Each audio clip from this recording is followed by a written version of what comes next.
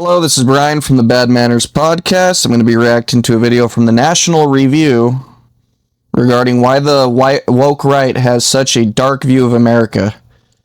The National Review is notorious for being relatively synonymous with the neocon establishment, so it's interesting to see whether or not they'll get anything correct at all. Let's get into it.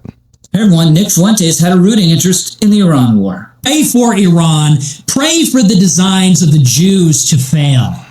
That's all we could do. Iran is fighting for the whole world right now. I'm Rich Lowry of National Review, and whoa, that's strong stuff, right? I'm not even sure Jane Fonda prayed for the North Vietnamese during the Vietnam War. As for that Nick Fuentes comment just now, Iran is not fighting for the whole world. Their conflict is chiefly one of regional supremacy.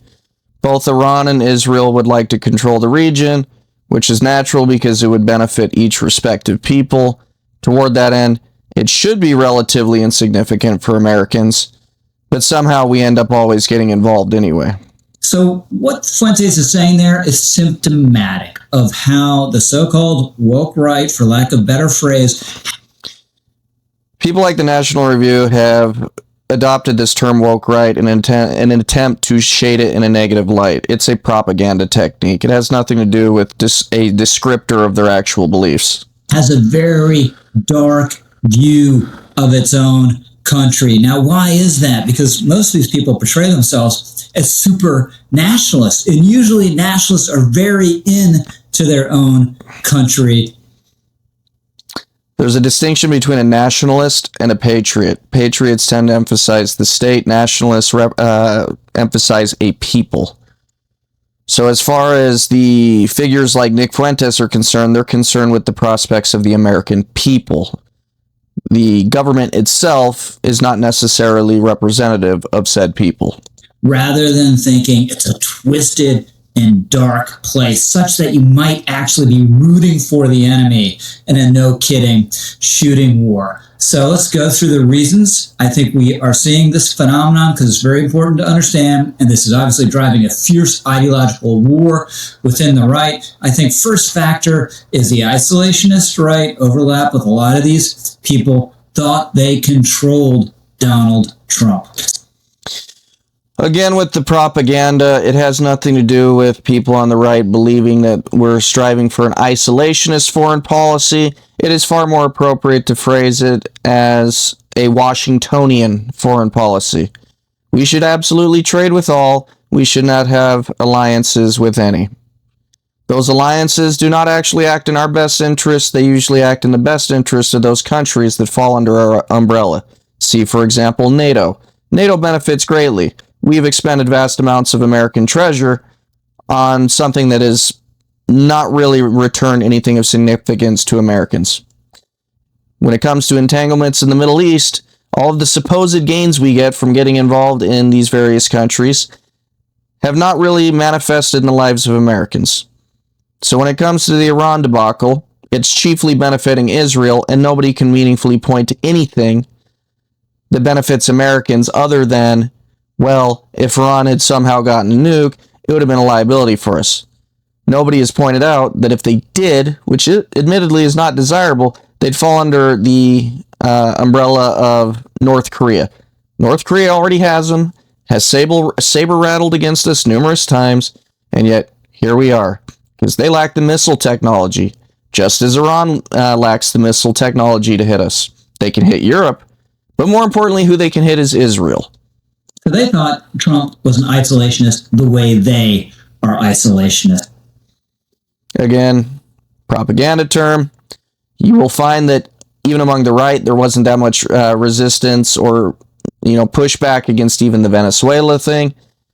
It has to do with whether the foreign policy is being conducted in a manner that is identifiably beneficial to American interests. And given that American intelligence assets have been trying to claim since the 70s that Iran is extraordinarily close to a nuke, it becomes less likely that any of this recent event has anything to do with actually furthering our interests.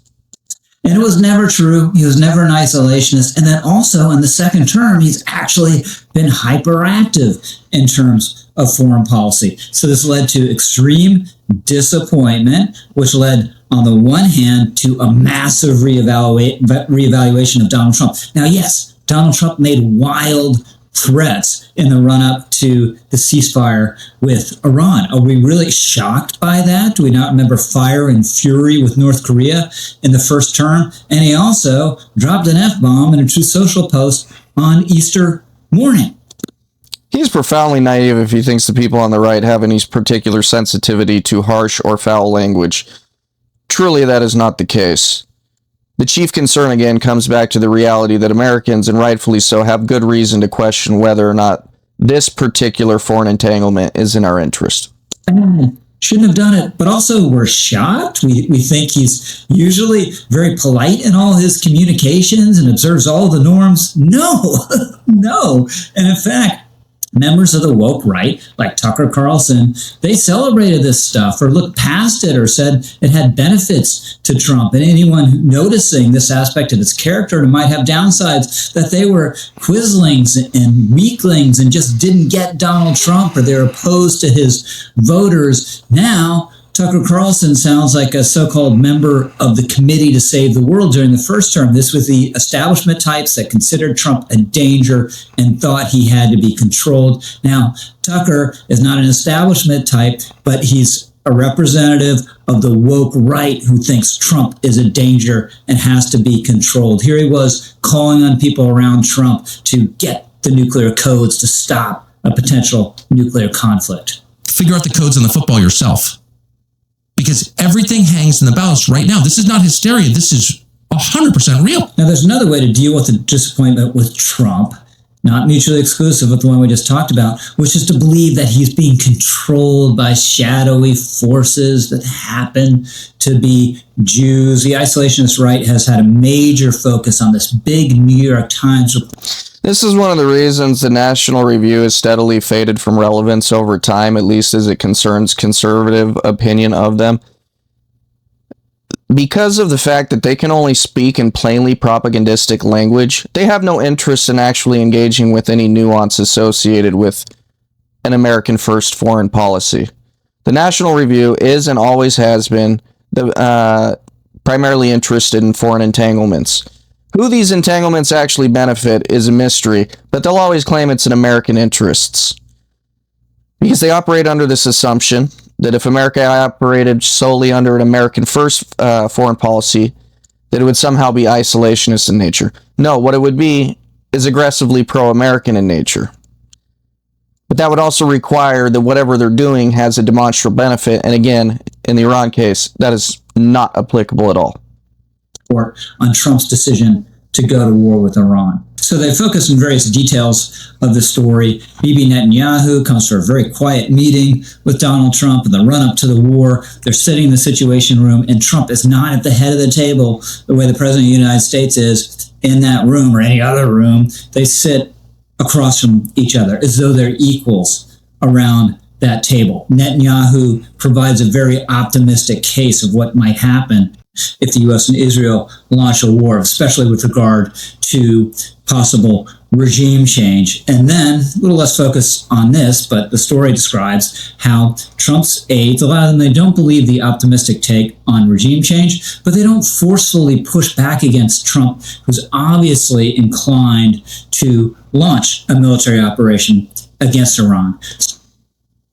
As it regards regime change, the fact that these strikes were believed to lead to any chance at actual regime change or a popular uprising is indicative of the reality that intelligence assets were clearly insufficient in portraying the reality on the ground. Anybody with a functioning brain should have known that all of the power apparatuses in that country are thoroughly held by people of the same ideological persuasion of the people, again, in power still. It is, in fact, a minority of the Iranian people that want the regime change. And this is self-evident because if it was an overwhelming majority, then there would have been an easy uprising. But that's not the case. It was sold to us, and probably sold to the president, under the guise of, well, if you do this, then it'll be a slam dunk, you walk away with a massive win, and there's going to be no ensuing difficulties that stem from it. Israel sold the United States a bill of goods because all of the engagements there are chiefly a benefit to Israel. It is in their best interest to get us involved over there. So when we spend American treasure on this, and American lives, the chief benefit still lies with them. The only supposed benefit that goes to the United States is that Iran will not gain a nuke, that they don't have the missile technology to actually hit us with anyway, a la North Korea, in which case, it's not really our problem. We're not responsible for policing every potential bad guy in the world. We didn't wipe out the leader of North Korea. We didn't need to wipe this one out either. Were they evil? Yeah. Do they not operate in our best interest? Yeah. Were they a threat to us? No. Are they a threat to Israel with their missile technology? Yes. That's the main reason the people on the right are extremely upset about this. And it's not just people on the right. Moderates are irritated at it too, because all the time and attention being spent on this is being directed away from domestic issues that Americans infinitely care more about than any nonsense going on in the Middle East. So what's the big takeaway from this? Who decides what foreign leaders Trump is going to meet with? Donald Trump. Who decides where the foreign leaders sit in the Situation Room if they're meeting there with them? Donald Trump. Who decides whether or not to believe what a foreign leader is saying about a military operation or anything else? Donald Trump. Who's created a situation where he has a lot of aides around him who are too deferential or too afraid to give them their frank views on important things? Donald Trump. This is all Donald Trump. But the woke right wants to deflect from that because it's uncomfortable for them, some of them still, to be too critical of Donald Trump. And then also, more deeply, they are conspiracy theorists. Now, it is not a conspiracy theory to identify that any possible outcome to this whole affair is going to be primarily beneficial to Israel. Even the cited benefits from people like this individual that are undoubtedly in favor of what's going on with Iran are not going to be able to cite anything more than an abstract gain that we might hypothetically get nuked because they're crazy enough to allow their entire civilization to be wiped off the face of the earth, as it would be if they tried that, even though we know they lack the technology to hit us. And they wouldn't have it anytime soon. But what they would have is the ability to compete for regional supremacy with Israel.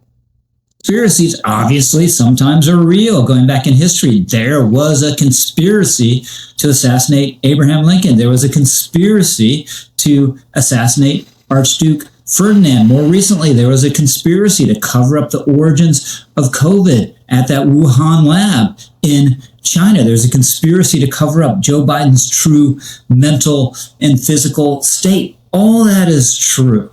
But if you see deeper conspiracies everywhere, what happens, you begin to have an extremely dark interpretation of your own government. It's not just that the people running the government are weak. It's not just that they're incompetent. It's not just that they are, yes, in certain situations and circumstances, ill-intentioned. No, it's that they're evil. This is why it's such a key part of the worldview of a Tucker Carlson. I hate the intellectual laziness that goes into this sort of interpretation.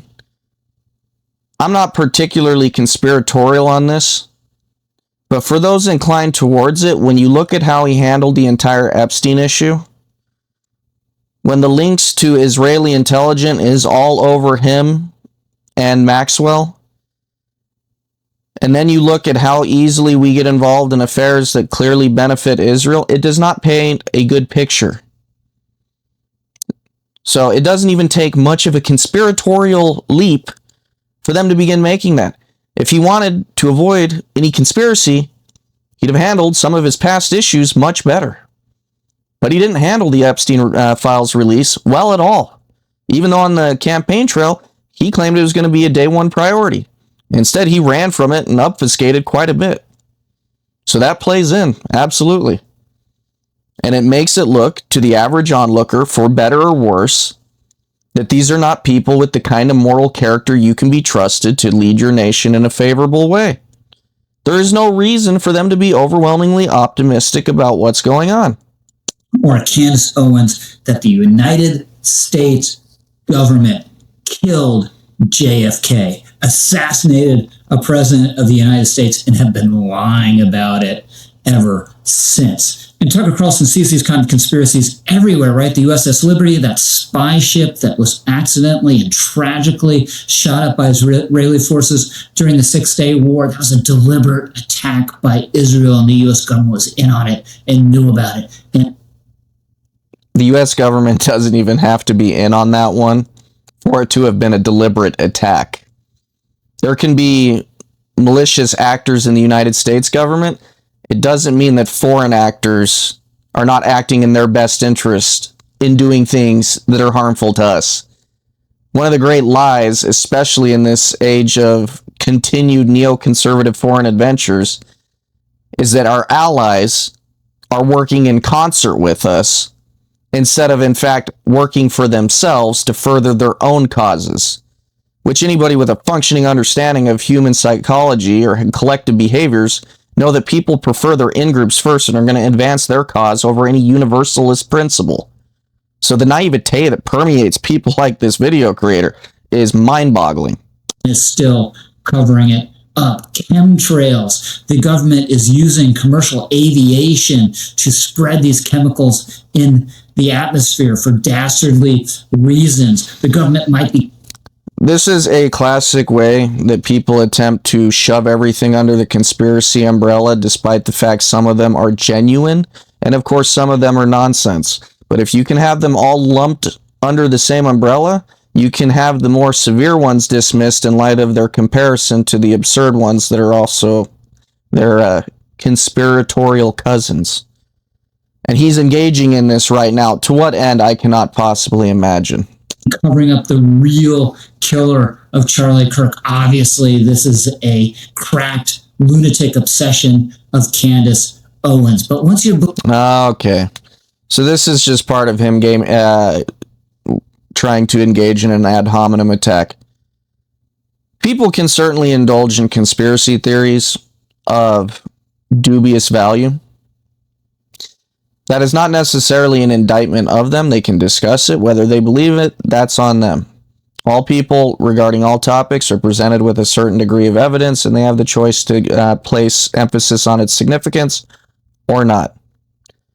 This is fundamentally no different in whether a person chooses, for example, to accept Christ or not. They weigh the evidence before them, and they will either agree or disagree. Conspiracies don't function in any meaningful different way. So for him, the only primary purpose this serves is not to actually promote dialogue. It's to tar everybody that is opposed to this Iran event with a brush that makes it clear that, oh no, this person is crazy.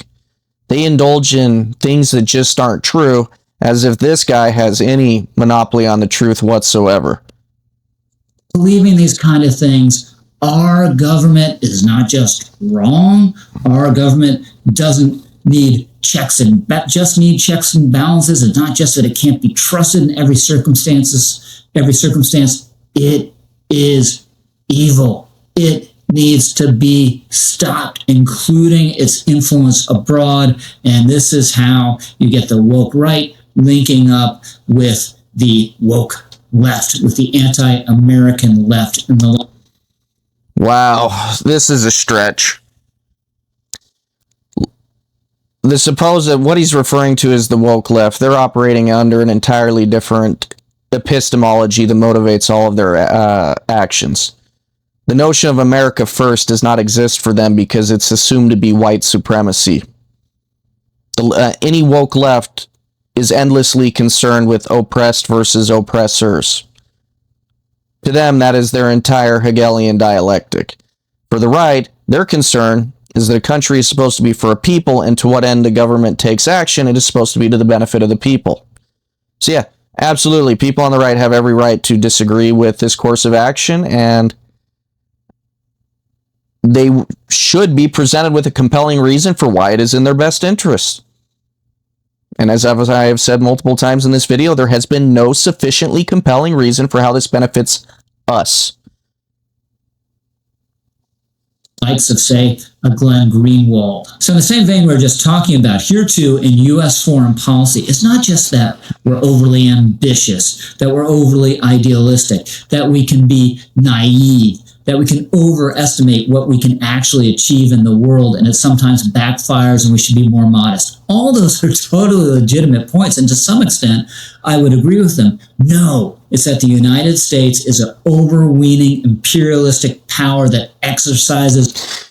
And here he goes with adopting leftist epistemology as a way of tarnishing anybody on the right that makes the very clear argument that you need to make the case that this is in the benefit of the American people.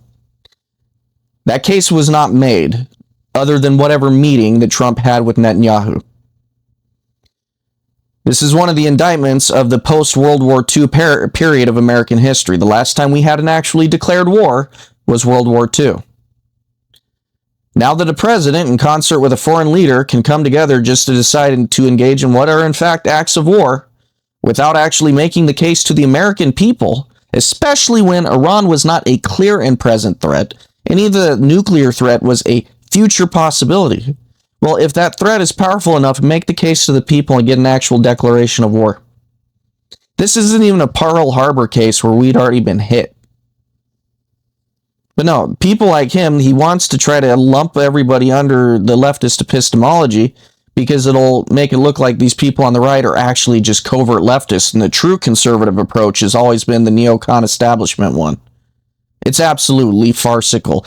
And people like him need to be driven out and understood to be the neo-Trotskyites that they actually are. A malign influence in the world. This is the classic new left critique of American power that's also migrated into elements of the new right. The profound ignorance. I don't know if he's actually being intellectually disingenuous because this is all a straw manning for him, or he is being actively malicious. The underlying epistemology of the left and the right are not the same, therefore their motivations and outcomes are going to be different.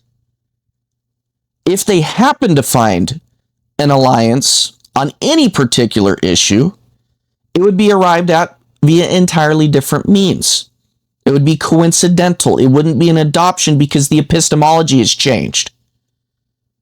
Absolutely despicable. U.S. needs to be stopped abroad. U.S. power needs to be taken down a notch. And I think this is what is behind Carlson's somewhat wishful interpretation that the U.S. predominance around the world is over, and we now live in a multipolar world. And by the way, American Protestant Christianity has also been destroyed. And so you're watching the end of the global American empire, the unipolar world, that was great, by the way, while it lasted, but it's over. And you're watching the end of whatever American Protestant Christianity, one of the greatest and most positive forces in the history of this world, whatever it became after the Second World War, which is something unrecognizable. So you add this all up, Donald Trump is dangerous. He's controlled by malign forces. The United States government itself has been controlled by malign forces going back decades and decades and decades now. I haven't mentioned it up to this point in the video, but it's amusing that he acts as if the United States government has been generally beneficent for the American people in the post-World War II period, when the truth is, in the entire post-World War II consensus for the United States, beginning in the mid-1960s, especially with the Hart-Celler Act, there's very little evidence that indicates the American government has consistently worked towards positive outcomes for the American people. It has been certainly beneficial to the military-industrial complex that Eisenhower warned about in the 50s. But other than that, nothing has improved economically for Americans since the 1970s.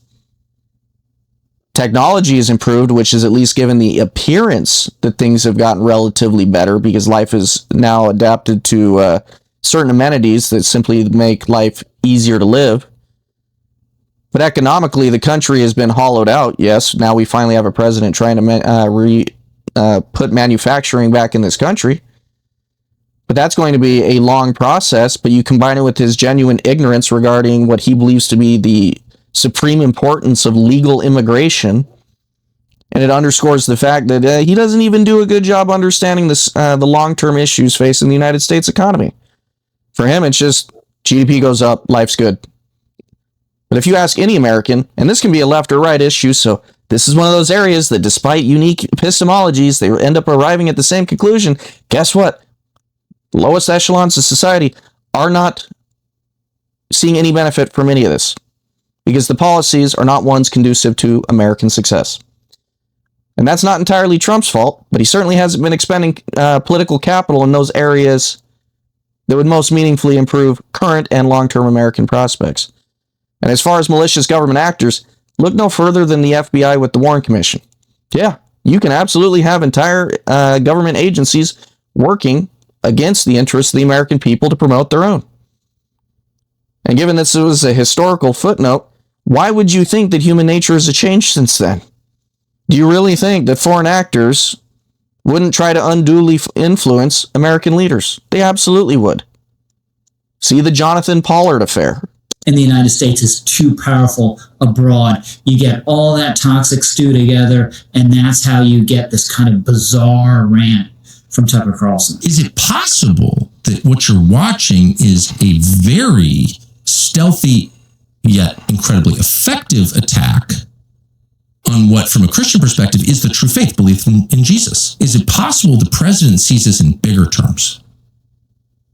Sees this as the fulfillment of something, or the elevation to some higher office beyond President of the United States? So Carlson's suggesting there that Donald Trump might be part of some satanic project. Now, what country around the world famously considers the United States the great Satan? Right? Iran. And then he put on top of this that for a lot of the...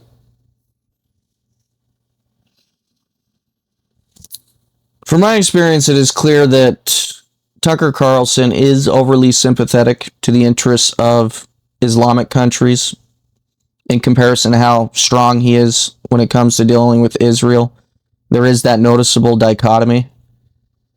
But I don't know why this video maker would seriously pretend that we haven't had presidents that have been operating in globalist interests over American interests for a rather extended period of time now.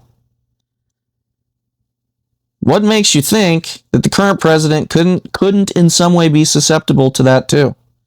Because again, if the Iran situation is far more beneficial to another country than our own,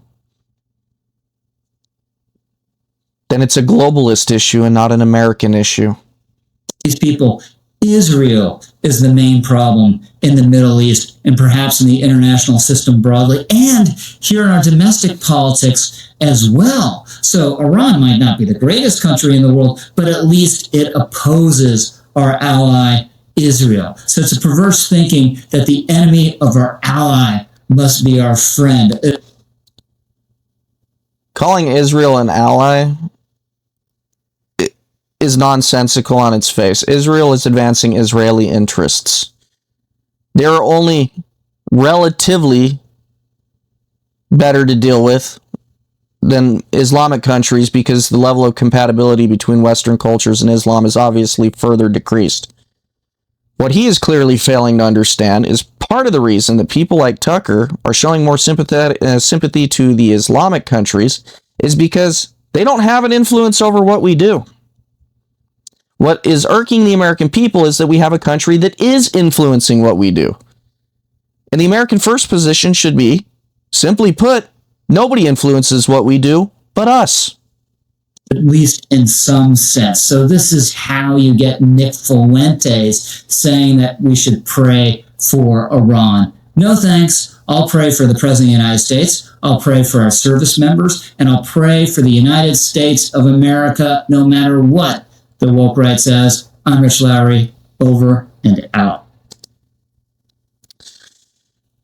Normally I'd recommend like, following, and subscribing to somebody whose video that I just reviewed.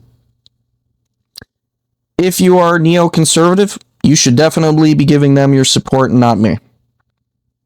If you're somebody that believes that the United States and Israel need to be tied at the hip, and that American interests shouldn't be the only consideration in our foreign policy, by all means, give that person a like, follow, comment, subscribe, etc.